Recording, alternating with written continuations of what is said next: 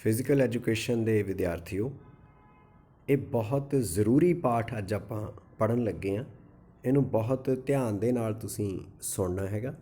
ਥੋੜ੍ਹਾ ਜਿਹਾ ਪਾਠ ਇਹ ਜ਼ਿਆਦਾ ਗਹਿਰਾਈ ਦੀ ਮੰਗ ਇਸ ਕਰਕੇ ਕਰਦਾ ਕਿਉਂਕਿ ਸਾਡੇ ਨਾਲ, ਸਾਡੇ ਸਰੀਰ ਨਾਲ ਅਤੇ ਸਾਡੇ ਵੱਖ-ਵੱਖ ਪੱਖਾਂ ਨਾਲ ਜੁੜਿਆ ਬਹੁਤ ਨੇੜਿਓਂ ਹੋਇਆ।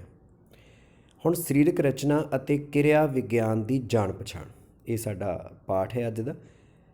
ਫਸਟ ਆਫ ਆਲ, ਮਨੁੱਖੀ ਜੀਵ ਵਿਗਿਆਨ ਹਿਊਮਨ ਬਾਇਓਲੋਜੀ ਅਧੀਨ ਸਰੀਰ ਰਚਨਾ ਐਨਾਟੋਮੀ ਅਤੇ ਅੰਗ ਕਿਰਿਆ ਵਿਗਿਆਨ ਫਿਜ਼ੀਓਲੋਜੀ ਅਜਿਹਾ ਵਿਸ਼ਾ ਹੈ ਜੋ ਮਨੁੱਖੀ ਸਰੀਰ ਦੀ ਰਚਨਾ ਅਤੇ ਅੰਗ ਦੀ ਕਿਰਿਆ ਬਾਰੇ ਗਿਆਨ ਦਿੰਦਾ ਹੈ। ਹੁਣ ਅਸੀਂ ਜਾਣਦੇ ਹਾਂ ਕਿ ਜਿਹੜੀ ਸਰੀਰਕ ਰਚਨਾ ਵਿਗਿਆਨ ਐਨਾਟੋਮੀ ਉਹ ਕੀ ਹੈ। ਜਿਵੇਂ ਤੁਸੀਂ ਦੇਖ ਰਹੇ ਹੋ ਕਿ ਸਰੀਰਕ ਰਚਨਾ ਵਿਗਿਆਨ ਕਿਰਿਆ ਵਿਗਿਆਨ ਕੀ ਹੈ? ਇਹ ਸਰੀਰਕ ਢਾਂਚੇ ਅਤੇ ਇਸ ਦੇ ਸਮੁੱਚੇ ਤੰਤਰ ਪ੍ਰਬੰਧ ਦਾ ਅਧਿਐਨ ਕਰਨ ਵਾਲਾ ਵਿਗਿਆਨ ਹੈ। ਇਹ ਐਨਾ ਪਲੱਸ ਟੋਮੀ ਤੋਂ ਐਨਾਟੋਮੀ ਜਿਹੜਾ ਹੈ ਬਣਿਆ ਹੈਗਾ। ਅਤੇ ਹੁਣ ਇਹਦਾ ਜੇ ਮੀਨਿੰਗ ਅਸੀਂ ਕੱਢੀਏ ਤਾਂ ਐਨਾ ਦਾ ਮਤਲਬ ਹੈ ਉੱਪਰੋਂ ਅਤੇ ਟੋਮੀ ਤੋਂ ਭਾਵ ਕੱਟਣਾ ਜਾਂ ਚੀਰ-ਫਾੜ ਕਰਨਾ, ਭਾਵ ਸਰੀਰ ਦੀ ਚੀਰ-ਫਾੜ ਕਰਕੇ ਉਸਦੇ ਅੰਦਰਲੇ ਅੰਗਾਂ ਦੀ ਜਾਂਚ ਦਾ ਅਧਿਐਨ ਕਰਨਾ, ਜਿਵੇਂ ਸੈੱਲ ਦਾ ਅਧਿਐਨ, ਟਿਸ਼ੂ ਦਾ, ਹੱਡੀਆਂ ਦਾ, ਦਿਲ, ਦਿਮਾਗ, ਫੇਫੜੇ, ਅੰਤੜੀਆਂ ਅਤੇ ਜਿਗਰ ਦਾ ਅਧਿਐਨ। ਠੀਕ ਹੈ। ਮਨੁੱਖੀ ਸਰੀਰ ਰਚਨਾ ਵਿਗਿਆਨ ਦਾ ਅਧਿਐਨ ਕਰਕੇ ਪਤਾ ਲੱਗਦਾ ਹੈ ਕਿ ਸਰੀਰਕ ਅੰਗਾਂ ਦਾ ਜਨਮ ਮਾਨਵੀ ਕੋਸ਼ਿਕਾ, ਸਭ ਤੋਂ ਬੇਸਿਕ ਜਨਮ ਕੀ ਹੈ? ਸੈੱਲ ਦੇ ਪੈਦਾ ਹੋਣ ਨਾਲ ਹੋਇਆ। ਕੋਸ਼ਿਕਾ ਜਾਂ ਸੈੱਲ ਦੇ ਸਮੂਹ ਤੋਂ ਫਿਰ ਟਿਸ਼ੂ ਬਣਦੇ ਨੇ, ਟਿਸ਼ੂਆਂ ਦਾ ਸਮੂਹ ਇਕੱਤਰ ਹੋ ਕੇ ਅੰਗ ਅਤੇ ਅੰਗਾਂ ਦੇ ਸੁਮੇਲ ਤੋਂ ਸਮੁੱਚਾ ਪ੍ਰਬੰਧ ਬਣਦਾ। ਸੋ ਯਾਦ ਰੱਖਿਓ, ਪਹਿਲਾਂ ਸੈੱਲ, ਸੈੱਲ ਤੋਂ ਬਾਅਦ ਕੋਸ਼ਿਕਾ। ਠੀਕ ਹੈ। ਸਭ ਤੋਂ ਪਹਿਲਾਂ ਕੀ ਬਣਿਆ? ਸੈੱਲ, ਸੈੱਲ ਹੋ ਗਿਆ ਕੋਸ਼ਿਕਾ। ਇਸ ਤੋਂ ਬਾਅਦ ਹੋ ਗਿਆ ਟਿਸ਼ੂ, ਟਿਸ਼ੂ ਤੋਂ ਬਾਅਦ ਕੀ ਹੋ ਗਿਆ? ਵੱਖ-ਵੱਖ ਅੰਗ ਅਤੇ ਅੰਗਾਂ ਤੋਂ ਪ੍ਰਬੰਧ। ਹੁਣ ਅਸੀਂ ਇਹਨੂੰ ਦੇਖਾਂਗੇ ਕਿ ਸਰੀਰਕ ਰਚਨਾ ਵਿਗਿਆਨ ਐਨਾਟੋਮੀ ਜਿਹੜੀ ਹੈ ਉਹਦੇ ਵਿੱਚ ਕੀ ਕੀ ਚੀਜ਼ਾਂ ਮੁੱਖ ਨੇ? Cell, tissue, Oregon, system, Punjabi ਵਿੱਚ ਕੋਸ਼ਿਕਾ, ਤੰਤੂ, ਅੰਗ, ਪ੍ਰਬੰਧ। ਹੁਣ ਆਹ ਤੁਹਾਡੇ ਸਾਹਮਣੇ ਚਿੱਤਰ ਹੈ, ਤੁਹਾਨੂੰ ਹੋਰ ਜ਼ਿਆਦਾ ਕਲੀਅਰ ਕਰ ਦੇਗਾ। ਸੈੱਲ, ਕੋਸ਼ਿਕਾ, ਟਿਸ਼ੂ, ਤੰਤੂ, ਠੀਕ ਹੈ, ਔਰਗਨਸ, ਅੰਗ ਅਤੇ ਸਿਸਟਮ, ਪ੍ਰਬੰਧ, ਪੂਰੇ ਦਾ ਪੂਰਾ ਜਿਹੜਾ ਪ੍ਰਬੰਧ ਹੈ। ਇਹ ਮਨੁੱਖੀ ਸਰੀਰ ਦੀ ਜਿਹੜੀ ਐਨਾਟੋਮੀ ਆ ਤੁਹਾਡੇ ਸਾਹਮਣੇ ਆ। ਹੁਣ ਅਸੀਂ ਅਧਿਐਨ ਕਰ ਰਹੇ ਹੈਗੇ ਹਾਂ ਕਿ ਕੋਸ਼ਿਕਾ ਤੋਂ ਤੰਤੂ, ਤੰਤੂ ਤੋਂ ਅੰਗ ਅਤੇ ਅੰਗ ਤੋਂ ਪ੍ਰਬੰਧ। ਇਹ ਸਾਡਾ ਅਧਿਐਨ ਹੈ। ਕੋਸ਼ਿਕਾ ਕੀ ਹੈ? ਸੈੱਲ ਕੀ ਹੈ? ਸੈੱਲ ਜੀਵਨ ਦੀ ਮੁੱਢਲੀ ਇਕਾਈ ਹੈ। ਕੋਸ਼ਿਕਾ ਅਤੇ ਕੋਸ਼ਿਕਾ ਅੰਗਾਂ ਨੂੰ ਨੰਗੀ ਅੱਖ ਨਾਲ ਨਹੀਂ ਵੇਖਿਆ ਜਾ ਸਕਦਾ, ਇਹਨਾਂ ਨੂੰ ਦੂਰਬੀਨ ਜਾਂ ਸੂਖਮਦਰਸ਼ੀ ਯੰਤਰ ਦੀ ਮਦਦ ਨਾਲ ਵੇਖਿਆ ਜਾ ਸਕਦਾ ਹੈ। ਸੈੱਲ ਆਪਣੇ ਅੰਦਰ ਭੋਜਨ ਨੂੰ ਇਕੱਤਰ ਕਰਕੇ ਰੱਖਦੇ ਹਨ ਅਤੇ ਭੋਜਨ ਦੇ ਆਕਸੀਕਰਨ ਦੁਆਰਾ ਊਰਜਾ ਪੈਦਾ ਕਰਦੇ ਹਨ। ਇਸ ਊਰਜਾ ਦੀ ਵਰਤੋਂ ਸਰੀਰਕ ਕਿਰਿਆਵਾਂ ਕਰਨ ਲਈ ਕੀਤੀ ਜਾਂਦੀ ਹੈ। ਕਾਹਦੇ ਲਈ ਵਰਤੀ ਜਾਂਦੀ ਹੈ ਊਰਜਾ? ਇਹ ਸਰੀਰਕ ਕਿਰਿਆਵਾਂ ਕਰਨ ਲਈ। ਹੁਣ ਆਹ ਦੇਖੋ, ਨਿਊਕਲੀਅਸ ਇਹਦਾ ਕੇਂਦਰ ਆ ਗਿਆ। ਅੱਗੇ ਆਈ ਆ ਮਾਈਟੋਕੌਂਡਰੀਆ, ਸੈੱਲ ਝਿੱਲੀ, ਖਾਲੀ ਥਾਵਾਂ, ਅਤੇ ਅੱਗੇ ਹੈ ਸਾਈਟੋਮਲਾਜ਼ਮਾ। ਆਹ ਇੱਕ ਜਿਹੜੀ ਬਣਤਰ ਹੈ ਤੁਹਾਡੇ ਸਾਹਮਣੇ, ਤੁਹਾਡੀ ਸਕਰੀਨ ਦੇ ਉੱਤੇ ਹੈ, ਇਹਨੂੰ ਚੰਗੀ ਤਰ੍ਹਾਂ ਦੇਖ ਲਵੋ। ਹੁਣ ਅਸੀਂ ਸੈੱਲ ਦੀ ਗੱਲ ਕਰਦੇ ਹਾਂ। ਤੰਤੂ, ਜਦੋਂ ਤੰਤੂ ਦੀ ਗੱਲ ਕਰਾਂਗੇ, ਕੋਸ਼ਿਕਾ ਦੇ ਸਮੂਹ ਤੋਂ ਤੰਤੂ ਬਣਦੇ ਹਨ, ਟਿਸ਼ੂ ਬਣਦੇ ਹਨ। ਜਦੋਂ ਇੱਕੋ ਬਣਤਰ ਅਤੇ ਕੰਮ ਕਰਨ ਵਾਲੇ ਸੈੱਲ ਦੇ ਸਮੂਹ ਇਕੱਠੇ ਹੋ ਕੇ ਕੰਮ ਕਰਦੇ ਹਨ ਤਾਂ ਉਸ ਨੂੰ ਤੰਤੂ ਕਿਹਾ ਜਾਂਦਾ ਹੈ। ਤੰਤੂ ਦੀਆਂ ਕਿਸਮਾਂ ਕੀ ਨੇ ਜੀ? ਬੰਧਕ ਤੰਤੂ, ਚਮੜੀ ਤੰਤੂ, ਪੱਠੇ ਤੰਤੂ, ਨਾੜੀ ਤੰਤੂ। ਠੀਕ ਹੈ। ਇਹਨਾਂ ਤੰਤੂਆਂ ਵਿੱਚ 60 ਤੋਂ 90% ਤੱਕ ਪਾਣੀ ਹੁੰਦਾ ਹੈ। ਤੁਹਾਨੂੰ ਸ਼ਾਰਟ ਆਨਸਰ 'ਚ ਵੀ ਪੁੱਛਿਆ ਜਾ ਸਕਦਾ, ਵੈਸੇ ਵੀ ਤੁਹਾਨੂੰ ਇਹ ਆਉਣਾ ਚਾਹੀਦਾ। ਮਨੁੱਖੀ ਸਰੀਰ ਵਿੱਚ 4 ਕਿਸਮ ਦੇ ਤੰਤੂ ਪਾਏ ਜਾਂਦੇ ਹਨ, ਜਿਵੇਂ ਕਿ ਬੰਧਕ ਤੰਤੂ, ਚਮੜੀ ਤੰਤੂ, ਪੱਠੇ ਤੰਤੂ ਅਤੇ ਨਾੜੀ ਤੰਤੂ। ਇਹ ਅਸੀਂ ਪਹਿਲਾਂ ਗੱਲ ਕਰ ਚੁੱਕੇ ਹਾਂ। ਹੁਣ ਅਗਲਾ ਪਾਰਟ ਸਾਡਾ ਆ ਗਿਆ ਜੀ ਅੰਗ। ਤੰਤੂਆਂ ਦੇ ਸਮੂਹ ਤੋਂ ਅੰਗਾਂ ਦਾ ਨਿਰਮਾਣ ਹੁੰਦਾ ਹੈ। ਇਹ ਅੰਗ ਇੱਕੋ ਕਿਸਮ ਦੀ ਬਣਤਰ ਅਤੇ ਕੰਮ ਕਰਨ ਵਾਲੇ ਸੈੱਲ ਦਾ ਸਮੂਹ ਹੁੰਦੇ ਹਨ, ਜਿਵੇਂ ਦਿਲ, ਦਿਮਾਗ, ਅੰਤੜੀਆਂ, ਪੇਟ, ਫੇਫੜੇ, ਜੀਭ ਆਦਿ। ਆਹ ਦੇਖੋ ਜੀ, ਤੁਹਾਡੇ ਸਾਹਮਣੇ ਇਹ ਪੂਰੀ ਅੰਗਾਂ ਦੀ ਤਸਵੀਰ ਹੈਗੀ ਹੈ। ਦਿਲ, ਜਿਗਰ, ਫੇਫੜੇ, ਪੇਟ, ਵੱਡੀ ਅੰਤੜ, ਛੋਟੀ ਅੰਤੜੀ, ਸਾਰਾ ਕੁਛ ਤੁਸੀਂ ਦੇਖ ਲਿਆ। ठीक है, ਸਰੀਰਕ ਅੰਗ ਸੀਗੇ। ਹੁਣ ਆ ਗਿਆ ਜੀ ਸਿਸਟਮ ਪ੍ਰਬੰਧ। ਸੈੱਲ ਦੇ ਸਮੂਹ ਤੰਤੂ, ਤੰਤੂਆਂ ਦੇ ਸਮੂਹ ਤੋਂ ਵੱਖ-ਵੱਖ ਅੰਗ ਅਤੇ ਇੱਕੋ ਤਰ੍ਹਾਂ ਕੰਮ ਕਰਨ ਵਾਲੇ ਵੱਖ-ਵੱਖ ਅੰਗ ਇਕੱਠੇ ਹੋ ਕੇ ਇੱਕ ਸਿਸਟਮ ਜਾਂ ਪ੍ਰਬੰਧ ਬਣਾਉਂਦੇ ਹਨ। ਸਧਾਰਨ ਸ਼ਬਦਾਂ ਵਿੱਚ ਸਰੀਰ ਦੇ ਵੱਖ-ਵੱਖ ਅੰਗਾਂ ਦੇ ਸੁਮੇਲ ਤੋਂ ਪ੍ਰਬੰਧ ਬਣਦੇ ਹਨ, ਜਿਵੇਂ ਸਾਹ ਪ੍ਰਬੰਧ, ਲਹੂ ਗੇੜ ਪ੍ਰਬੰਧ, ਠੀਕ ਹੈ, ਮਾਸ ਪੱਠਾ ਪ੍ਰਬੰਧ, ਨਾੜੀ ਪ੍ਰਬੰਧ, ਮਲ ਤਿਆਗ ਪ੍ਰਬੰਧ। ਇਹ ਅੰਗ ਆਪਣਾ ਆਪਣਾ ਕੰਮ ਲੈ ਅਤੇ ਇੱਕ ਦੂਜੇ ਦੇ ਮਿਲਵਰਤਨ ਨਾਲ ਕਰਦੇ ਹਨ। ਇਹ ਹੁਣ ਤੁਹਾਡੇ ਸਾਹਮਣੇ ਤਸਵੀਰ ਤੁਹਾਨੂੰ ਹੋਰ ਕਲੀਅਰ ਕਰ ਦੇਵੇਗੀ। ਹੱਡੀ ਪ੍ਰਬੰਧ, ਮਾਸਪੇਸ਼ੀ ਪ੍ਰਬੰਧ, ਇਹ ਸਾਰੇ ਪ੍ਰਬੰਧ ਜਿਹੜੇ ਆ ਸਰੀਰ ਦੇ ਵਿੱਚ ਤੁਹਾਨੂੰ ਦਿਖਾਏ ਗਏ ਨੇ। ਠੀਕ ਹੈ, ਸਮੁੱਚੇ ਤੌਰ 'ਤੇ ਇਹ ਸਰੀਰਕ ਪ੍ਰਬੰਧ ਇਸ ਤਰੀਕੇ ਨਾਲ ਬਣਦਾ ਹੈ। ਹੁਣ ਆ ਗਿਆ ਜੀ ਪਹਿਲਾਂ ਹੱਡੀਆਂ ਦੀ ਗੱਲ ਅਸੀਂ ਕਰੀਏ। ਮਨੁੱਖੀ ਸਰੀਰ ਹੱਡੀਆਂ ਦਾ ਇੱਕ ਢਾਂਚਾ ਹੈ। ਹੱਡੀਆਂ ਸਾਡੇ ਢਾਂਚੇ ਵਿੱਚ ਮਹੱਤਵਪੂਰਨ ਭੂਮਿਕਾ ਨਿਭਾਉਂਦੀਆਂ ਹਨ। ਇਹ ਸਰੀਰ ਨੂੰ ਆਕਾਰ ਪ੍ਰਦਾਨ ਕਰਦੀਆਂ ਹਨ। ਇਹ ਸਰੀਰ ਦੇ ਕੋਮਲ ਅੰਗਾਂ ਦੀ ਰੱਖਿਆ ਕਰਦੀਆਂ ਹਨ, ਜਿਵੇਂ ਦਿਲ, ਫੇਫੜੇ, ਦਿਮਾਗ ਆਦਿ। ਮਨੁੱਖੀ ਸਰੀਰ ਵੱਖ-ਵੱਖ ਕਿਸਮ ਦੀਆਂ ਹੱਡੀਆਂ ਦੇ ਮੇਲ ਤੋਂ ਬਣਦਾ ਹੈ, ਜਿਵੇਂ ਛੋਟੀਆਂ ਹੱਡੀਆਂ, ਵੱਡੀਆਂ ਹੱਡੀਆਂ, ਬੇਢੱਬੀਆਂ ਹੱਡੀਆਂ, ਚਪਟੀਆਂ ਹੱਡੀਆਂ ਅਤੇ ਤਿਲ ਰੂਪੀ ਹੱਡੀਆਂ। ਹੱਡੀਆਂ ਕਾਰਬਨਿਕ ਅਤੇ ਅਕਾਰਬਨਿਕ ਪਦਾਰਥਾਂ ਦੇ ਮੇਲ ਤੋਂ ਬਣਦੀਆਂ ਹਨ। ਮਨੁੱਖੀ ਸਰੀਰ ਵਿੱਚ ਕੁੱਲ 206 ਹੱਡੀਆਂ ਹਨ। ਹੁਣ ਆਹ ਇੱਕ ਜਿਹੜਾ ਚਿੱਤਰ ਹੈ ਇਹ ਬੜਾ ਨੇੜਿਓਂ ਕਰਕੇ ਦੇਖਣ ਵਾਲਾ, ਦੇਖੋ ਧਿਆਨ ਨਾਲ ਇਹਨੂੰ। ਹੱਡੀਆਂ ਜਿਹੜੀਆਂ ਨੇ ਜੀ, ਖੋਪੜੀ ਅਤੇ ਚਿਹਰੇ ਦੀਆਂ ਹੱਡੀਆਂ 22, ਧੜ ਦੀਆਂ ਸਰੀਰ ਦੀਆਂ ਹੱਡੀਆਂ 33, ਪਸਲੀਆਂ ਦੀਆਂ ਹੱਡੀਆਂ 24, ਸੀਨਾ ਹੱਡੀ 1, ਹੰਸ ਦੀ ਹੱਡੀ 2, ਮੋਰ ਦੀਆਂ ਹੱਡੀਆਂ 2, ਬਾਹਾਂ ਦੀਆਂ ਹੱਡੀਆਂ 60, ਠੀਕ ਹੈ ਜੀ, ਅਤੇ ਲੱਤਾਂ ਦੀਆਂ ਹੱਡੀਆਂ 62 ਅਤੇ ਕੁੱਲ ਹੱਡੀਆਂ 206। ਵਿਦਿਆਰਥੀਓ ਤੁਸੀਂ ਨੋਟ ਕਰ ਲਿਆ ਹੋਣਾ। ਹੁਣ ਆ ਗਿਆ ਹੱਡੀਆਂ ਦਾ ਵਰਗੀਕਰਨ। ਠੀਕ ਹੈ, ਹੁਣ ਅਸੀਂ ਦੇਖਦੇ ਹਾਂ ਕਿ ਹੱਡੀਆਂ ਨੂੰ ਅਸੀਂ ਕਿਸ ਤਰੀਕੇ ਨਾਲ ਇਹਨਾਂ ਦਾ ਵਰਗੀਕਰਨ ਕਿਵੇਂ ਕਰ ਸਕਦੇ ਹਾਂ। ਆਹ ਦੇਖੋ ਜੀ, ਹੱਡੀਆਂ ਦਾ ਵਰਗੀਕਰਨ ਹੈ ਤੁਹਾਡੇ ਸਾਹਮਣੇ ਕੀਤਾ ਹੋਇਆ। ਬਣਤਰ ਅਤੇ ਆਕਾਰ ਦੇ ਆਧਾਰ 'ਤੇ ਹੱਡੀਆਂ ਨੂੰ ਵੱਖ-ਵੱਖ 5 ਕਿਸਮਾਂ ਵਿੱਚ ਵੰਡਿਆ ਜਾਂਦਾ ਹੈ। ਲੰਮੀਆਂ ਹੱਡੀਆਂ, ਛੋਟੀਆਂ ਹੱਡੀਆਂ, ਚਪਟੀਆਂ ਹੱਡੀਆਂ, ਬੇਢੱਬੀਆਂ ਹੱਡੀਆਂ ਅਤੇ ਤਿਲ ਰੂਪੀ ਹੱਡੀਆਂ। ਹੁਣ ਲੰਮੀਆਂ ਹੱਡੀਆਂ ਕਿਹੜੀਆਂ ਨੇ? ਆਓ ਲੰਮੀਆਂ ਹੱਡੀਆਂ ਨੂੰ ਦੇਖੀਏ। ਆਹ ਲੰਮੀਆਂ ਹੱਡੀਆਂ ਦੀ ਤਸਵੀਰ ਹੈ ਤੁਹਾਡੇ ਸਾਹਮਣੇ। ਇਹ ਹੱਡੀਆਂ ਲੱਤਾਂ ਅਤੇ ਬਾਹਾਂ ਵਿੱਚ ਪਾਈਆਂ ਜਾਂਦੀਆਂ ਹਨ। ਸਾਨੂੰ ਚੱਲਣ ਫਿਰਨ ਅਤੇ ਕਿਰਿਆਵਾਂ ਕਰਨ ਦੇ ਵਿੱਚ ਮਦਦ ਕਰਦੀਆਂ ਹਨ। ਠੀਕ ਹੈ ਜੀ, ਉੱਪਰਲਾ ਹਿੱਸਾ ਸ਼ਾਫਟ, ਹੇਠਲਾ ਹਿੱਸਾ ਇਹ ਲੰਬੀ ਹੱਡੀ ਸੀ। ਉਸ ਤੋਂ ਬਾਅਦ ਆ ਗਈਆਂ ਜੀ ਛੋਟੀਆਂ ਹੱਡੀਆਂ। ਹੁਣ ਆਹ ਜਿਹੜੀਆਂ ਛੋਟੀਆਂ ਹੱਡੀਆਂ ਨੇ ਇਹ ਵੀ ਤੁਹਾਡੇ ਸਾਹਮਣੇ ਨੇ। ਛੋਟੀਆਂ ਹੱਡੀਆਂ ਜਿਹੜੀਆਂ ਨੇ ਇਹ ਸਪੰਜੀ ਆਕਾਰ ਦੀਆਂ ਹੁੰਦੀਆਂ ਹਨ। ਇਹਨਾਂ ਹੱਡੀਆਂ ਉੱਤੇ ਸੰਯੋਜਕ ਤੰਤੂਆਂ ਦੀ ਤਹਿ ਚੜ੍ਹੀ ਹੁੰਦੀ ਹੈ। ਇਹ ਹੱਡੀਆਂ ਲੰਮੀਆਂ ਹੱਡੀਆਂ ਤੋਂ ਮਜ਼ਬੂਤ ਹੁੰਦੀਆਂ ਹਨ, ਜਿਸ ਕਾਰਨ ਇਹ ਹੱਡੀਆਂ ਵੱਧ ਤੋਂ ਵੱਧ ਭਾਰ ਝੱਲਣ ਦੇ ਕਾਬਲ ਹੁੰਦੀਆਂ ਹਨ। ਇਹ ਹੱਡੀਆਂ ਗਿੱਟੇ ਅਤੇ ਗੁੱਟ ਵਿੱਚ ਪਾਈਆਂ ਜਾਂਦੀਆਂ ਹਨ। ਆਹ ਛੋਟੀਆਂ ਹੱਡੀਆਂ ਦੇਖ ਲਓ ਜੀ ਤੁਸੀਂ। ਉਸ ਤੋਂ ਅੱਗੇ ਆ ਗਈਆਂ ਚਪਟੀਆਂ ਹੱਡੀਆਂ। ਇਸ ਪ੍ਰਕਾਰ ਦੀਆਂ ਹੱਡੀਆਂ ਪਤਲੀਆਂ ਅਤੇ ਪੱਧਰੀਆਂ ਹੁੰਦੀਆਂ ਹਨ। ਇਹ ਹੱਡੀਆਂ ਸਪੰਜੀ ਹੱਡੀਆਂ ਅਤੇ ਪੁਖਤਾ ਹੱਡੀਆਂ ਜਿਹੜੀਆਂ ਕੰਪੈਕਟ ਬੋਨਸ ਦੀਆਂ 2 ਪਰਤਾਂ ਦੇ ਮੇਲ ਤੋਂ ਬਣੀਆਂ ਹੁੰਦੀਆਂ ਹਨ। ਹੱਡੀਆਂ ਦੇ ਸਿਰਿਆਂ 'ਤੇ ਕਾਰਟਿਲੇਜ ਤਹਿ ਚੜ੍ਹੀ ਹੁੰਦੀ ਹੈ। ਇਹ ਹੱਡੀਆਂ ਪਸਲੀਆਂ, ਸੀਨਾ ਹੱਡੀ, ਮੋਰ ਅਤੇ ਪੁੜਪੜੀ ਦੀਆਂ ਹੱਡੀਆਂ ਆਦਿ ਵਿੱਚ ਪਾਈਆਂ ਜਾਂਦੀਆਂ ਹਨ। ਆਹ ਤੁਹਾਡੇ ਸਾਹਮਣੇ ਹੈ ਜੀ ਤਸਵੀਰ। ਪੁਖਤਾ ਹੱਡੀ, ਸਪੰਜੀ ਹੱਡੀ ਜਿਵੇਂ ਜਿਵੇਂ ਬਣੀ ਆ ਸਾਰੀ ਇਹ ਤਸਵੀਰ ਦੇਖੋ, ਇਹ ਤੁਹਾਨੂੰ ਕਲੀਅਰ ਕਰ ਦੇਗੀ। ਉਸ ਤੋਂ ਬਾਅਦ ਆ ਗਈਆਂ ਜੀ ਸਾਡੇ ਕੋਲੇ ਬੇਢੱਬੀਆਂ ਹੱਡੀਆਂ। ਜਿਹੜੀਆਂ ਬੇਢੱਬੀਆਂ ਹੱਡੀਆਂ ਨੇ ਉਹ ਦੇਖੋ, ਬੇਢੱਬੀਆਂ ਹੱਡੀਆਂ। ਇਹ ਬੇਢੱਬੀਆਂ ਹੱਡੀਆਂ ਦਾ ਕੋਈ ਨਿਸ਼ਚਿਤ ਆਕਾਰ ਨਹੀਂ ਹੁੰਦਾ। ਇਹਨਾਂ ਹੱਡੀਆਂ ਦੀ ਬਣਤਰ ਗੁੰਝਲਦਾਰ ਹੁੰਦੀ ਹੈ। ਹੱਡੀਆਂ ਕੋਮਲ ਅੰਗਾਂ ਦੀ ਰੱਖਿਆ ਕਰਦੀਆਂ, ਜਿਵੇਂ ਨਰਵਸ ਟਿਸ਼ੂਜ਼ ਅਤੇ ਸੁਖਮਣਾ ਨਾੜੀ। ਇਹ ਹੱਡੀਆਂ ਚਿਹਰੇ, ਚੂਲੇ ਅਤੇ ਰੀੜ੍ਹ ਦੀ ਹੱਡੀਆਂ ਵਿੱਚ ਪਾਈਆਂ ਜਾਂਦੀਆਂ ਹਨ। ਰੀੜ੍ਹ ਦੀ ਹੱਡੀ ਵਿੱਚ ਪਾਈਆਂ ਜਾਂਦੀਆਂ ਹਨ। ਰੀੜ੍ਹ ਦੀ ਹੱਡੀ ਦੇ ਮਣਕੇ ਅਤੇ ਨਾਲ ਨਾਲ ਚੂਲੇ ਦੀ ਹੱਡੀ ਤੁਹਾਡੇ ਸਾਹਮਣੇ ਸੀ। ਇਹ ਬੇਢੱਬੀਆਂ ਹੱਡੀਆਂ ਸੀ ਜੀ। ਉਸ ਤੋਂ ਬਾਅਦ ਆ ਗਈਆਂ ਸਾਡੇ ਕੋਲ ਤਿਲ ਰੂਪੀ ਹੱਡੀਆਂ, ਜਿਹੜੀ 5ਵੀਂ ਕਿਸਮ ਅਸੀਂ ਦੇਖੀ ਸੀਗੀ। ਹੁਣ ਇਹਨੂੰ ਆਪਾਂ ਧਿਆਨ ਨਾਲ ਚਿੱਤਰ ਨੂੰ ਦੇਖਦੇ ਹਾਂ। ਇਹ ਛੋਟੀ ਆਜ਼ਾਦ ਤਿਲ ਰੂਪੀ ਬੀਜ ਵਰਗੀਆਂ ਹੱਡੀਆਂ ਹਨ, ਜੋ ਛੋਟੀਆਂ, ਬਰੀਕ ਅਤੇ ਲਚਕੀਲੀਆਂ ਹੁੰਦੀਆਂ ਹਨ। ਇਹ ਹੱਡੀਆਂ ਜੋੜਾਂ ਦੇ ਨੇੜੇ ਮਾਸ ਪੱਠਿਆਂ ਦੀਆਂ ਤੰਦਾਂ ਵਿੱਚ ਵਿਕਸਿਤ ਹੁੰਦੀਆਂ ਹਨ। ਇਹ ਜੋੜਾਂ ਨੂੰ ਬੰਨ੍ਹਣ ਵਿੱਚ ਮਦਦ ਕਰਦੀਆਂ ਹਨ। ਤਿਲ ਰੂਪੀ ਹੱਡੀਆਂ, ਆਹ ਤੁਹਾਡੇ ਨਾਲ ਫੋਟੋ ਹੈ ਜੀ, ਇਹਨੂੰ ਤੁਸੀਂ ਦੇਖ ਰਹੇ ਹੋ। ਉਸ ਤੋਂ ਬਾਅਦ ਆ ਗਏ ਸਾਡੇ ਕੋਲੇ ਜੋੜ। ਜੋੜ ਕੀ ਹੈ? ਜਿੱਥੇ 2 ਜਾਂ 2 ਤੋਂ ਵੱਧ ਹੱਡੀਆਂ ਦੇ ਸਿਰੇ ਜਾ ਕੇ ਮਿਲਦੇ ਹਨ ਉਹ ਜੋੜ ਖਵਾਉਂਦੇ ਹਨ। ਇਹ ਜੋੜ ਦੀ ਪਰਿਭਾਸ਼ਾ ਹੈ। ਇਹਨਾਂ ਜੋੜਾਂ ਕਾਰਨ ਮਨੁੱਖੀ ਸਰੀਰ ਹਰਕਤਾਂ ਅਤੇ ਕਿਰਿਆਵਾਂ ਕਰਦਾ ਹੈ। ਜੋੜ ਵੱਧ ਤੋਂ ਵੱਧ ਦਬਾਅ ਨੂੰ ਸਹਿਣ ਕਰਨ ਅਤੇ ਸਰੀਰ ਦੀਆਂ ਕਿਰਿਆਵਾਂ ਦੇ ਭਾਰ ਨੂੰ ਝੱਲਣ ਦੇ ਕਾਬਲ ਹੁੰਦੇ ਹਨ।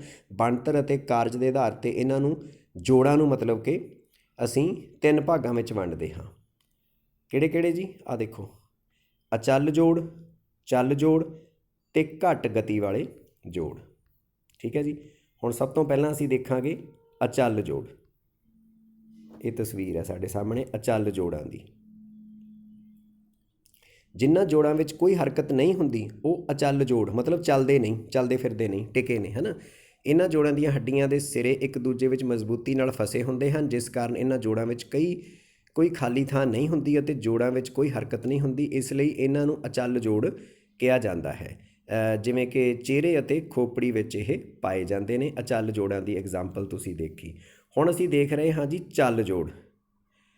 ਇਸ ਪ੍ਰਕਾਰ ਦੇ ਜੋੜਾਂ ਦੀ ਗਿਣਤੀ ਮਨੁੱਖੀ ਸਰੀਰ ਵਿੱਚ ਬਹੁਤ ਜ਼ਿਆਦਾ ਹੁੰਦੀ ਹੈ। ਅਜਿਹੇ ਜੋੜਾਂ ਵਿੱਚ ਹੱਡੀਆਂ ਦੇ ਦੋਨੋਂ ਸਿਰਿਆਂ ਦੇ ਕਾਰਟਿਲੇਜ ਦੀ ਤਹਿ ਚੜ੍ਹੀ ਹੁੰਦੀ ਹੈ, ਜਿਸ ਕਾਰਨ ਹੱਡੀਆਂ ਦੇ ਸਿਰੇ ਆਪਸ ਵਿੱਚ ਰਗੜ ਨਹੀਂ ਖਾਂਦੇ। ਇਹ ਜੋੜ ਅੱਗੋਂ 6 ਤਰ੍ਹਾਂ ਦੇ ਹੁੰਦੇ ਹਨ। ਠੀਕ ਹੈ। ਕਿਹੜੇ 6 ਤਰ੍ਹਾਂ ਦੇ ਹੁੰਦੇ ਨੇ? ਚੱਲ ਜੋੜ। ਜਿਹੜੇ ਚੱਲ ਜੋੜ ਹੈ ਜੀ, ਆਹ ਤੁਹਾਡੇ ਸਾਹਮਣੇ ਚੱਲ ਜੋੜ ਨੇ। ਆਹ ਦੇਖੋ ਚੱਲ ਜੋੜ ਦੀ ਤਸਵੀਰ।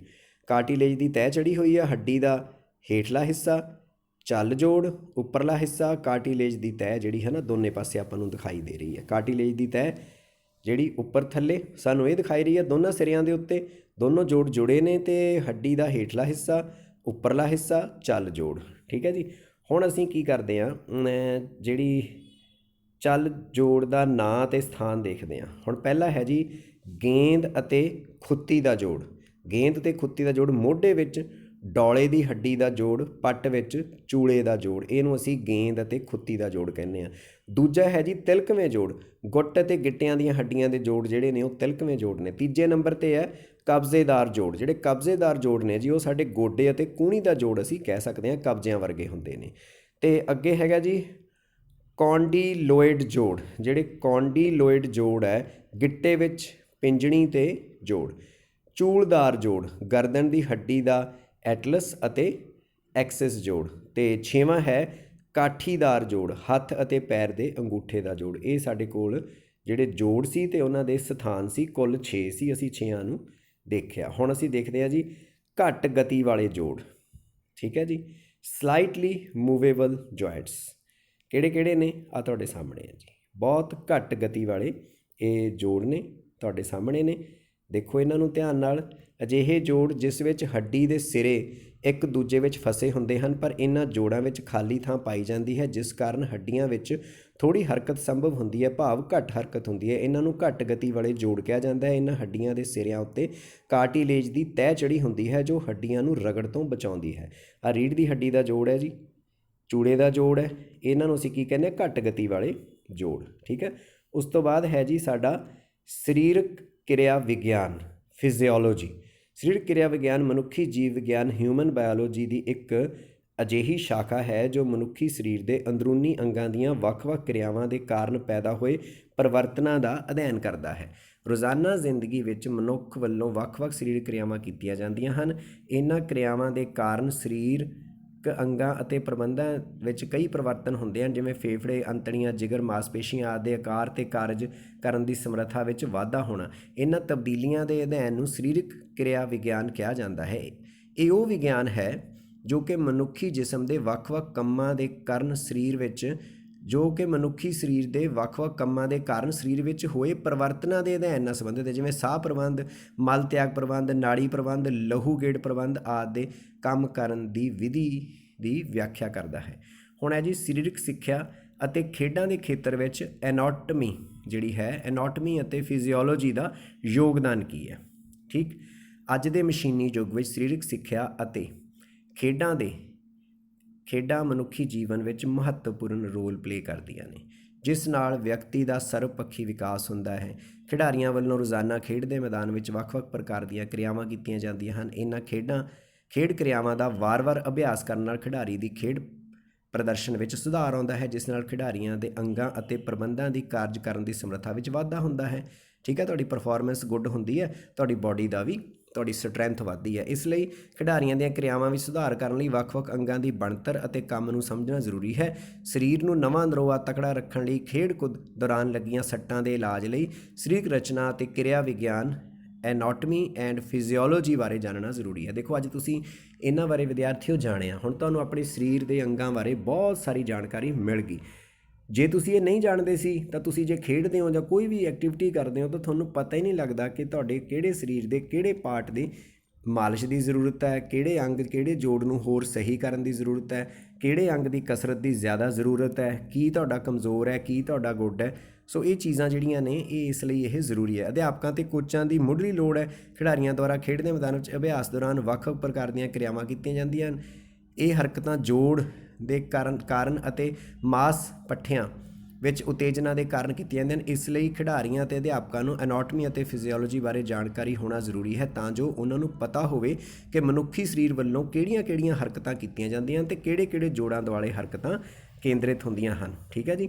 ਅਤੇ ਖਿਡਾਰੀਆਂ ਦੇ ਪ੍ਰਦਰਸ਼ਨ ਦੇ ਵਿੱਚ ਸੁਧਾਰ ਲਈ ਹੁਣ ਜੇ ਤੁਹਾਨੂੰ ਪਤਾ ਲੱਗ ਗਿਆ ਕਿ ਕੀ ਕੀਤਿਆਂ ਤੁਹਾਡਾ ਪ੍ਰਦਰਸ਼ਨ ਵੀ ਸਹੀ ਰਹੂਗਾ, ਤੁਹਾਡਾ ਸਰੀਰ ਵੀ ਲੰਮੇ ਸਮੇਂ ਤੱਕ ਤੁਹਾਡਾ ਸਾਥ ਦਊਗਾ, ਤੁਸੀਂ ਫਿੱਟ ਵੀ ਰਹੋਗੇ, ਤੁਹਾਡੇ ਮਸਲਸ ਕਿਵੇਂ ਡਿਵੈਲਪ ਹੋਣਗੇ, ਭੱਜਣ ਸਮੇਂ ਤੁਹਾਡੇ ਕਿਹੜੇ-ਕਿਹੜੇ ਅੰਗ ਦੀ ਕਿੰਨੀ ਕੁ ਮਾਤਰਾ ਵਿੱਚ ਇਸਤੇਮਾਲ ਹੁੰਦਾ ਹੈ ਅਤੇ ਕਿਹੜੀ ਸਮਰੱਥਾ ਵਧਾਉਣ ਦੀ ਲੋੜ ਹੈ। ਸੋ ਖਿਡਾਰੀਆਂ ਦੇ ਪ੍ਰਦਰਸ਼ਨ ਵਿੱਚ ਵੀ ਇਹ ਸੁਧਾਰ ਕਰਦਾ ਹੈ ਅਤੇ ਸਰੀਰਕ ਫਿਟਨੈਸ ਵਧਾਉਣ ਲਈ ਵੀ ਇਹ ਬਹੁਤ ਜ਼ਰੂਰੀ ਹੈ। ਜਿਹੜਾ ਅਸੀਂ ਇਹ ਪਾਠ ਪੜ੍ਹਿਆ ਇਹ ਜਿਹੜਾ ਸਾਡਾ ਐਨਾਟਮੀ ਹੈ ਜਾਂ ਫਿਜ਼ੀਓਲੋਜੀ ਹੈ ਇਹ ਸਾਡੇ ਸਰੀਰਕ ਫਿਟਨੈਸ ਲਈ ਵੀ ਜ਼ਰੂਰੀ ਹੈ। ਜਦੋਂ ਸਾਨੂੰ ਆਪਣੇ ਅੰਗਾਂ ਬਾਰੇ ਪਤਾ ਲੱਗ ਜਾਂਦਾ ਹੈ, ਸਰੀਰ ਬਾਰੇ ਪਤਾ ਲੱਗ ਜਾਂਦਾ ਹੈ, ਸਾਰੇ ਸਿਸਟਮ ਬਾਰੇ ਪਤਾ ਲੱਗ ਜਾਂਦਾ ਤਾਂ ਅਸੀਂ ਫਿਰ ਪੂਰੀ ਤਰ੍ਹਾਂ ਨਾਲ ਉਹਦੀ ਸਹੀ ਤਰੀਕੇ ਨਾਲ ਅਤੇ ਵਿਗਿਆਨਕ ਤਰੀਕੇ ਨਾਲ ਕੇਅਰ ਕਰਨ ਦੇ ਸਮਰੱਥ ਵੀ ਹੋ ਜਾਂਦੇ ਹੈਗੇ ਹੈ ਨਾ। ਉਸ ਤੋਂ ਬਾਅਦ ਹੈ ਖੇਡ ਦੀ ਚੋਣ ਕਰਨ ਵਿੱਚ ਮਦਦ। ਆਹ ਇੱਕ ਬਹੁਤ ਜ਼ਰੂਰੀ ਹੈ। ਕਈ ਵਾਰੀ ਸਾਨੂੰ ਇਹ ਪਤਾ ਹੀ ਨਹੀਂ ਹੁੰਦਾ ਕਿ ਅਸੀਂ ਕਿਸ ਖੇਡ ਲਈ ਬਣੇ ਆ ਜਾਂ ਕਿਹੜੀ ਖੇਡ ਖੇਡ ਸਕਦੇ ਹੈਗੇ ਆ। ਠੀਕ ਹੈ। ਸੋ ਜਿਹੜਾ ਇਹ ਐਨਾਟਮੀ ਔਰ ਫਿਜ਼ੀਓਲੋਜੀ ਹੈ ਇਹਦੇ ਨਾਲ ਸਾਨੂੰ ਪਤਾ ਲੱਗ ਜਾਂਦਾ ਹੈ ਕਿ ਕਿਹੜਾ ਬੰਦਾ ਕਿਹੜੀ ਖੇਡ ਖੇਡਣ ਦੇ ਸਮਰੱਥ ਹੈ।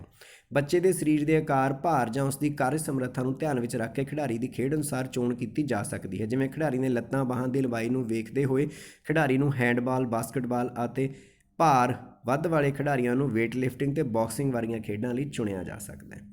ਠੀਕ।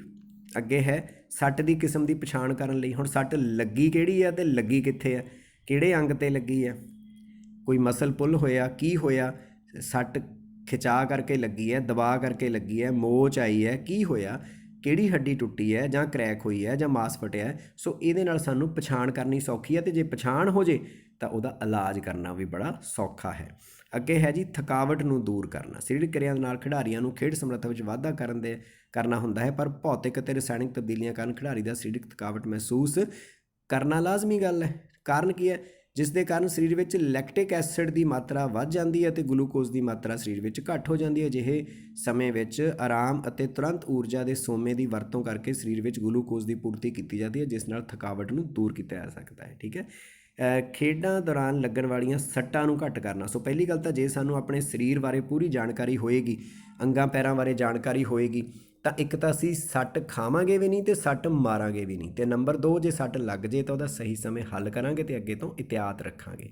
ਅੱਗੇ ਹੈ ਜੀ ਪੁਨਰਵਾਸ ਲਈ। ਪੁਨਰਵਾਸ ਕੀ ਹੈ? ਖੇਡ ਦੇ ਦੌਰਾਨ ਸੱਟਾਂ ਦਾ ਤੁਰੰਤ ਇਲਾਜ। ਪੁਨਰਵਾਸ ਲਈ ਸਰੀਰਕ ਰਚਨਾ ਅਤੇ ਕਿਰਿਆ ਵਿਗਿਆਨ ਵਿਸ਼ੇਸ਼ ਭੂਮਿਕਾ ਨਿਭਾਉਂਦਾ ਹੈ। ਜੋੜ, ਹੱਡੀਆਂ ਦੀ ਸਥਿਤੀ, ਲਿਗਾਮੈਂਟ, ਟੈਂਡਨ ਅਤੇ ਮਾਸਪੇਸ਼ੀਆਂ ਆਦਿ ਦੀ ਜਾਣਕਾਰੀ ਦੁਆਰਾ ਖਿਡਾਰੀ ਨੂੰ ਮੌਕੇ 'ਤੇ ਤੁਰੰਤ ਸਹਾਇਤਾ ਦੇ ਕੇ ਖਿਡਾਰੀ ਨੂੰ ਮੁੜ ਖੇਡ ਲਈ ਵੀ ਤਿਆਰ ਕੀਤਾ ਜਾ ਸਕਦਾ ਹੈ। ਅੱਗੇ ਵਿਅਕਤੀਗਤ ਭਿੰਨਤਾਵਾਂ ਦੀ ਪਛਾਣ ਕਰਨੀ। ਇਹ ਬੜਾ ਜ਼ਰੂਰੀ ਪੱਖ ਹੈ ਜੀ। ਦੇਖੋ ਕੋਈ ਨਾ ਕਿਸ ਹੀ ਜਿਹਾ ਹਰੇਕ ਅਲੱਗ-ਅਲੱਗ ਹੈ। ਮਨੁੱਖੀ ਸਰੀਰ ਵਿੱਚ ਵੱਖ-ਵੱਖ ਵਿਅਕਤੀਗਤ ਭਿੰਨਤਾਵਾਂ ਪਾਈਆਂ ਜਾਂਦੀਆਂ ਹਨ, ਜਿਵੇਂ ਲਿੰਗ, ਕੱਦ, ਭਾਰ, ਆਕਾਰ। ਇਸਤਰੀਆਂ ਅਤੇ ਪੁਰਸ਼ਾਂ ਵਿੱਚ ਪਾਏ ਜਾਣ ਵਾਲੇ ਵਖਰੇਵਿਆਂ ਬਾਰੇ ਜਾਣਕਾਰੀ ਸਰੀਰਕ ਰਚਨਾ ਅਤੇ ਕਿਰਿਆ ਵਿਗਿਆਨ ਤੋਂ ਪ੍ਰਾਪਤ ਹੁੰਦੀ ਹੈ। ਇਹਨਾਂ ਵਖਰੇਵਿਆਂ ਦੇ ਆਧਾਰ 'ਤੇ ਖੇਡਾਂ ਦਾ ਸਮਾਨ, ਹੋਰ ਸੇਫਟੀ ਸਮਾਨ, ਖੇਡ ਦੇ ਮੈਦਾਨ ਦੀ ਬਣਤਰ ਅਤੇ ਖੇਡ ਦਾ ਸਮਾਂ ਤਿਆਰ ਕੀਤੇ ਜਾਂਦੇ ਹਨ। ਮਤਲਬ ਹਰੇਕ ਅਲੱਗ ਹੈ।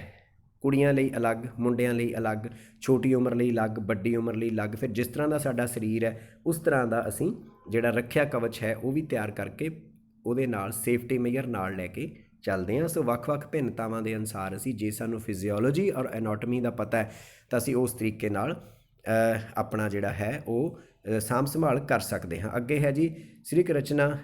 ਚੰਗੀ ਸਿਹਤ ਲਈ ਸਰੀਰਕ ਰਚਨਾ ਅਤੇ ਕਿਰਿਆ ਵਿਗਿਆਨ ਦੀ ਜਾਣਕਾਰੀ ਨਾਲ ਅਸੀਂ ਆਪਣੇ ਸਰੀਰ ਨੂੰ ਤੰਦਰੁਸਤ ਰੱਖ ਸਕਦੇ ਹਾਂ, ਸਿਹਤਮੰਦ ਰੱਖ ਸਕਦੇ ਹਾਂ। ਖਿਡਾਰੀ ਸਿਹਤ ਸਰੀਰਕ ਅੰਗਾਂ ਅਤੇ ਕਿਰਿਆ ਦਾ ਵਿਕਾਸ ਕਰ ਸਕਦੇ ਹਨ, ਜਿਸ ਨਾਲ ਸਰੀਰ ਨੂੰ ਬਿਮਾਰੀਆਂ ਤੋਂ ਰਹਿਤ ਅਤੇ ਘੱਟ ਊਰਜਾ ਦੀ ਵਰਤੋਂ ਕਰਕੇ ਵੱਧ ਕੰਮ ਕਰਨ ਦੇ ਯੋਗ ਬਣਾਇਆ ਜਾ ਸਕਦਾ ਹੈ। ਆ ਜੀ ਤੁਹਾਡਾ ਅਭਿਆਸ ਹੈ। ਇਹਦੇ 'ਤੇ ਜਾਂਦੇ ਜਾਂਦੇ ਥੋੜ੍ਹੀ ਜਿਹੀ ਨਜ਼ਰ ਮਾਰ ਲਈਏ। ਖਾਲੀ ਥਾਵਾਂ ਭਰੋ। ਮਨੁੱਖੀ ਸਰੀਰ ਇੱਕ, ਇਹ ਡੈਸ਼ ਅਸੀਂ ਚੈਪਟਰ 'ਚੋਂ ਭਰਾਂਗੇ। ਮਨੁੱਖੀ ਸਰੀਰ ਦੇ ਵੱਖ-ਵੱਖ ਅੰਗ ਮਿਲ ਕੇ ਸਰੀਰ ਨੂੰ ਡੈਸ਼ ਚੈਪਟਰ ਵਿੱਚੋਂ ਤੁਸੀਂ ਭਰ ਦਿੱਤਾ, ਬਿਲਕੁਲ ਠੀਕ ਹੈ, ਸ਼ਾਬਾਸ਼। ਚਲਾਉਂਦੇ ਹਨ। ਸੈੱਲ ਕੀ ਹੈ, ਜਾਣਕਾਰੀ ਅਸੀਂ ਲੈ ਚੁੱਕੇ ਹਾਂ। ਹੱਡੀਆਂ ਕੀ ਹਨ, ਇਹਨਾਂ ਦੀਆਂ ਕਿਸਮਾਂ ਬਾਰੇ ਵਿਸਤਾਰਪੂਰਵਕ ਜਾਣਕਾਰੀ ਦਿਓ, ਤੁਸੀਂ ਲਿਖੋਗੇ, ਪੜ੍ਹ ਚੁੱਕੇ ਹੋ। ਜੋੜ ਕੀ ਹਨ, ਜੋੜਾਂ ਦੀਆਂ ਕਿਸਮਾਂ ਲਿਖੋ। ਕਿਸੇ ਇੱਕ ਜੋੜ ਦੀ ਸੰਪੂਰਨ ਜਾਣਕਾਰੀ ਦਿਓ। ਸੋ ਇਹ ਅੱਜ ਦਾ ਜਿਹੜਾ ਚੈਪਟਰ ਸੀ ਸਾਡਾ, ਇਹਨੂੰ ਅਸੀਂ ਪੜ੍ਹਿਆ ਅਤੇ ਬਹੁਤ ਚੰਗੇ ਤਰੀਕੇ ਨਾਲ ਪੜ੍ਹਿਆ। ਮੈਂ ਵਿਦਿਆਰਥੀਓ ਤੁਹਾਨੂੰ ਇੱਕ ਗੱਲ ਜ਼ਰੂਰ ਕਹੂੰਗਾ ਕਿ ਇਹ ਜਿਹੜਾ ਪਾਠ ਹੈ ਇਹਨੂੰ 2-2 3-3 ਵਾਰੀ ਜ਼ਰੂਰ ਪੜ੍ਹਿਓ, ਸੁਣਿਓ ਅਤੇ ਆਪਣੇ ਸਾਥੀਆਂ ਨਾਲ ਸ਼ੇਅਰ ਕਰਿਓ, ਕਿਉਂਕਿ ਜੇ ਸਾਨੂੰ ਆਪਣੇ ਆਪ ਦੀ, ਆਪਣੇ ਸਰੀਰ ਦੀ ਬਣਤਰ ਅਤੇ ਇਸ ਗੁੰਝਲਦਾਰ ਮਸ਼ੀਨ ਨੂੰ ਸਮਝਣ ਵਿੱਚ ਸਫਲਤਾ ਮਿਲ ਗਈ ਤਾਂ ਫਿਰ ਅਸੀਂ ਜ਼ਿੰਦਗੀ ਦੇ ਵਿੱਚ ਸਹੀ ਕੈਰੀਅਰ ਦੀ ਚੋਣ ਵੀ ਕਰਾਂਗੇ, ਫਿੱਟ ਵੀ ਰਹਾਂਗੇ ਅਤੇ ਸਾਡਾ ਪਰਿਵਾਰ ਵੀ ਅਤੇ ਅਸੀਂ ਵੀ ਖੁਸ਼ ਅਤੇ ਖੁਸ਼ਹਾਲ ਜ਼ਿੰਦਗੀ ਜਿਉ ਸਕਾਂਗੇ। ਬਹੁਤ ਸ਼ੁਕਰੀਆ। ਇਸ ਤਰ੍ਹਾਂ ਫਿਜ਼ੀਕਲ ਐਜੂਕੇਸ਼ਨ ਅਤੇ ਹੋਰ ਵੀਡੀਓਜ਼ ਇਸ ਚੈਨਲ 'ਤੇ ਪਈਆਂ ਨੇ, ਤੁਸੀਂ ਦੇਖ ਸਕਦੇ ਹੋ ਅਤੇ ਸਿੱਖਿਆ ਹਾਸਲ ਕਰ ਸਕਦੇ ਹੋ। ਇਹ ਚੈਨਲ ਤੁਹਾਡਾ ਆਪਣਾ ਹੈ ਅਤੇ ਤੁਹਾਡੇ ਵਰਗੇ ਵਿਦਿਆਰਥੀਆਂ ਵੱਲੋਂ ਹੀ ਤੁਹਾਡੇ ਲਈ ਤਿਆਰ ਕੀਤਾ ਗਿਆ ਹੈ। ਸ਼ੁਕਰੀਆ ਜੀ।